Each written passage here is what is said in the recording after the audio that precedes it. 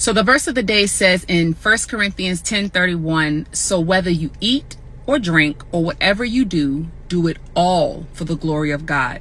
And y'all, sometimes it's hard to imagine doing every single thing for the glory of God. And as humans, we actually tend to compartmentalize God and our faith rather than infuse it into our everyday lives. Well, y'all, let me tell you, this verse became clearer to me during a certain situation I had gotten myself into in the beginning of 2024. Y'all, I had managed to convince myself that taking something I technically had no legal right to was a good thing to do. I actually reasoned in my mind that it was helping me to achieve the plan of God for my life, even though the premise was based on me telling a lie. Needless to say, y'all, I struggled back and forth for months over my decision because on the one hand, I knew it was a lie and I knew that God, he does not condone lying. But on the other hand, it seemed like all types of things were like aligning for me to engage in this activity.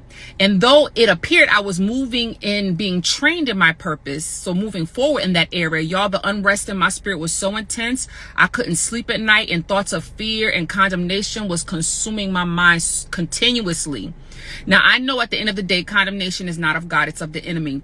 But that lack of peace, y'all, was so strong and so consistent that halfway through the year, I finally took a break from what I was doing.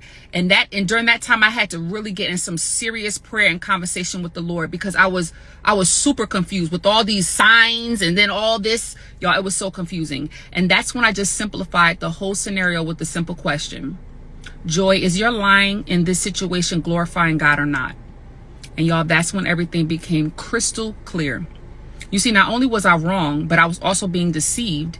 And I was trying to bring a holy God into my mess. And that was the confirmation I needed to sever ties from that entire situation. Now, moving forward, I will continue to use that simple question as a barometer for knowing if whatever I'm doing is for the glory of God. Y'all, life can be full of a lot of decisions, both big ones, small ones, major ones, minor ones. However, if you would just insert yourself and your thought or deed into that simple question, y'all, it would make finding the answers to those decisions a whole lot easier.